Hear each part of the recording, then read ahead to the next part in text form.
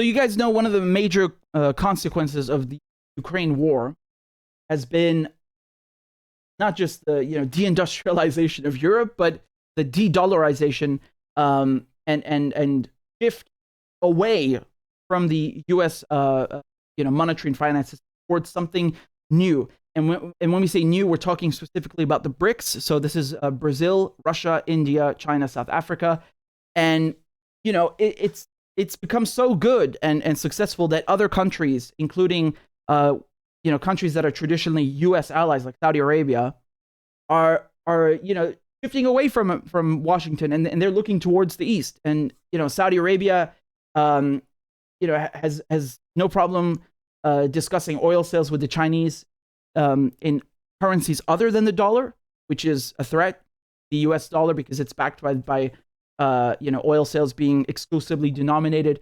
in greenback. And then, of course, you have things like Venezuela and Iran and Turkey adopting this Russian mir system, and then Russia linking its payment system with the Chinese Union Pay. So you have a whole, literally a whole world emerging. And one of those things, I just wanted to show you the latest update in terms of BRICS. So you guys know Lula da Silva, he just won the presidential election in Brazil. He's back. This is his second non-consecutive term as president, and he's going on a trip, of South America. And look at what he said when he was in Argentina. So this is from Reuters, okay? Lula floats shared trading currency during Argentina trip. So Brazil and Argentina are in early talks to establish a shared unit of value for bilateral trade to reduce reliance on the US dollar. President Lula da Silva said on Monday, though the move is not aimed at replacing existing currency. Yeah, I know why he said that, because he doesn't want to get Gaddafi'd. So in Buenos Aires, on his first international visit since taking office, Lula made the comments alongside Argentine President Alberto Fernandez, a leftist ally who said there was little decided about what would be involved in such. I'll read this quote to you first. So our finance ministers, each with their own economic team, can make us a proposal for foreign trade and transactions between the two countries that is done in a common currency. Okay? And they also discussed shipping gas from Argentina to Brazil, and Brazil having their banks finance the building of a pipeline to deliver this gas. Okay, so it's not just about the currency; it's also infrastructure. And the thing is, they're not trying to make this something like the euro. It's the point is not to have a single unifying currency. They're trying to make this more something that is more focused on trade. But again, that's huge, because when we're talking about trade, we're talking about absolutely enormous sums of wealth and money being transferred, right? So, yeah, it's very significant. Let me show you also, just quickly. This is from their joint meeting. Okay. We don't know how a common currency between Argentina and Brazil could work, but what we do know is how economies work when they depend on foreign currencies to be able to trade. We know how harmful all that is. Because there's this, idea they keep floating in the media that, well, ever since the war in Ukraine started, Russia's isolated, and, it's basically on its own. And it's just not true, because Brazil has been part of the BRICS since forever, and when the war started, you had all of the ambassadors from Brazil, from India, from China, from South Africa in Moscow. So clearly, the most important allies that the Russians have, they're not going to put sanctions on Moscow. They're not going to cut ties with Moscow. And just last week, South Africa, which is, again, one of the BRICS, they were holding military drills off of the coast of South Africa with who? With Russia and China. And you have Lula, who not just with Argentina, but just globally, broadly speaking, is saying we need to expand BRICS. We need to include more countries. We need to push this agenda forward. and I'm just thinking of the reaction in Washington, because they this is if you're in Washington, this is the worst thing. This is very bad, because you need to monopolize, you need to have the dollar monopolizing the planet in terms of the U.S. being the world creditor. the US being the world's reserve currency, right? And if you look at the trend in the last couple of months, pound, the euro, all currencies have gone down against the dollar. So although people are suffering from sanctions blowback in the West, America, the US is still coming out, is still emerging with some small victories, because all of these European companies are going to go to the US. The dollar is getting stronger against other currencies. So they're still gaining from it in one sense. But this is another threat that they have to contend with. And I think the Ukraine war is actually, it's basically speeding this up. Not just in terms of Brazil, but I'm speaking generally, right? You're basically seeing this process of de-dollarization, of shift towards the east, happening on an expedited scale, on a much faster scale. So that's why it's so important. And I'll show you here also from South Africa, right? So this is from January 18th. The BRICS are mulling a new payment system to ditch dollar control, the same theme as we just saw with Brazil and Argentina, right? So the South Africa's foreign minister, Pandor, said that the BRICS Club of Emerging Economies have to find a way of bypassing the US dollar to create a fairer payment system that won't be skewed towards wealthy countries. So he said that, quote, "We have always been concerned by the fact that there is a dominance of the US dollar and that we need to look at an alternative. The systems currently in place tend to privilege very wealthy countries and tend to be really a challenge for countries such as ourselves, which have to make payments in US dollars, which cost much more in terms of our various currencies." So I do think a fair system has to be developed, and it's something that we're discussing with the BRICS ministers in the economic sector discussion. So again, this is very, very important. And he makes an excellent point about making payments in dollars. And the thing is, one of the arms of this machine is, of course, the World Bank and the IMF, because what they'll do is they'll come in and they'll pretend they're saving a country by giving them dollars and bailing them out of whatever crisis they're experiencing. And it's like, they're like loan sharks, basically. We'll give you some money now, but later on you have to pay us back in dollars, and you have to do what we tell you politically, right? So you have to, if you don't pay us back on time, we're going to impose these political conditions on you. And when you need more money, again, we're going to come and impose even stricter and tighter conditions on you. So you end up with countries who have this huge debt over their heads. They can't pay back the IMF, and the IMF is now demanding even more concessions for them to bail them out of the first crisis that they were put in. It's disgusting. It's really disgusting. And the sanctions regime is another arm of this, of Uncle Sam, I guess, because the United States is able to use the dollar to isolate countries, right? Because when they put sanctions on someone, all the other countries, they can't deal with this. Let's take Russia as an example, right? No one wants to deal with Russia in the West because they're afraid of being punished themselves by the United States. And they need the dollar, and they need to work with US banks. And they have headquarters or offices in the US. And so the United States is leveraging that position to punish countries, whether they deserve it or not is irrelevant, because they're not the world police, but they pretend to be. And they always use the dollar against other people. So it's kind of a sick catch-22. You want to use the dollar because it gives you access to global markets, it gives you access to other resources, you can do business internationally, but then the United States can just shit on you whenever they like and isolate you and leverage your use of their currency against you.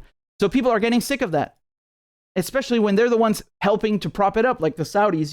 Their sale of oil only in dollars is what gives the U.S. its prestige and the dollar its value, especially since the 70s, right? I'll show you a bit more from this article. So the foreign minister of South Africa, Pandor, he went on to say that one of the reasons why BRICS established the jointly run New Development Bank, so NDB for short, in 2014 was to develop an alternative to the dollar-based payment system. And of course, 2014 is a key year because of Ukraine also and Crimea, and that's the year when the Russians and the Chinese started developing their alternatives to SWIFT, which is basically the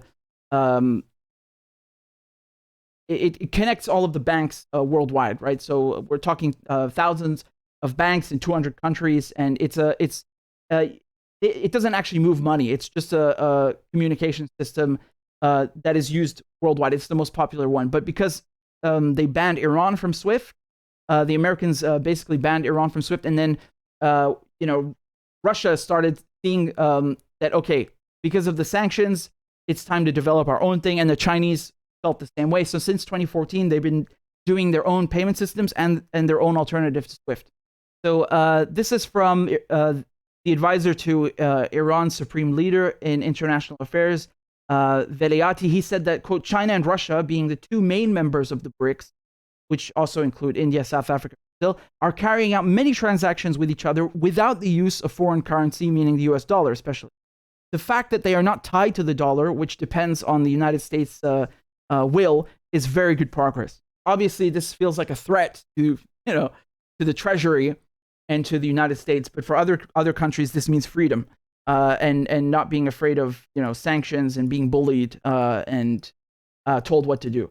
And again, keep in mind, BRICS is just 5 countries now, but so many countries have applied to join. Argentina is one of them. We were just talking about Argentina. Iran is one of them. Even Saudi Arabia wants to join the BRICS, right? Like, talk about a break from the US, right? They seem to be serious about it. Let's see. But, BRICS is all the rage. And Lula is trying to, make BRICS bigger, but also trying to rally South American countries. And I want you to just watch this video, what he had to say about Venezuela, right? Because Venezuela has been a victim of sanctions. Resolver o problema da Venezuela, a gente vai resolver com diálogo. Y el problema venezolano se solucionará con diálogo. E não com bloqueio. Y no con bloqueos. A gente vai resolver com diálogo. Vamos a solucionarlo con diálogos. E não com ameaça de ocupação. Y no con amenazas de ocupación. Sorry, I just gotta laugh because they sound so similar. The Spanish and Portuguese. I speak French, so I can actually also figure out most of the words, but this is even they're even closer.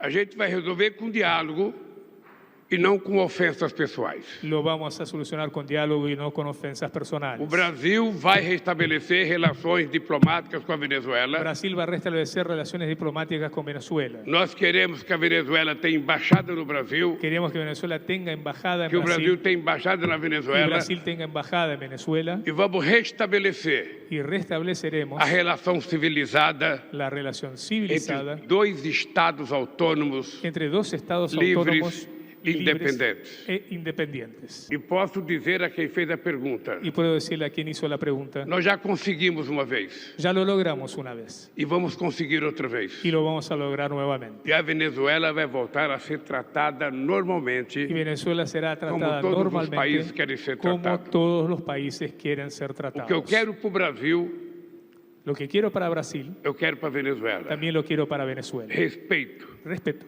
a minha soberania a mi e soberanía respeito à autodeterminação do meu povo. y respeto a la autodeterminación de mi pueblo. That's very good of him, because it's so easy to get up there and say, well, screw Venezuela, Maduro this, Maduro that, communist this. We need to keep sanctioning them, and we hope that people there starve to death. What kind of behavior is that? Like what kind of mentality is that? It's disgusting. So, good on him for standing up for Venezuela, because that's not an easy thing to do. Most countries in Europe, for example, they just they blindly do what the United States tells them to do, and I'm talking in regards to Venezuela, and it's disgusting. And they try to destroy these countries because they have a lot of resources, and they don't want to let the American corporations take over everything and let Uncle Sam have his way. So, okay, does that mean Venezuela deserves to be sanctioned? Of course not.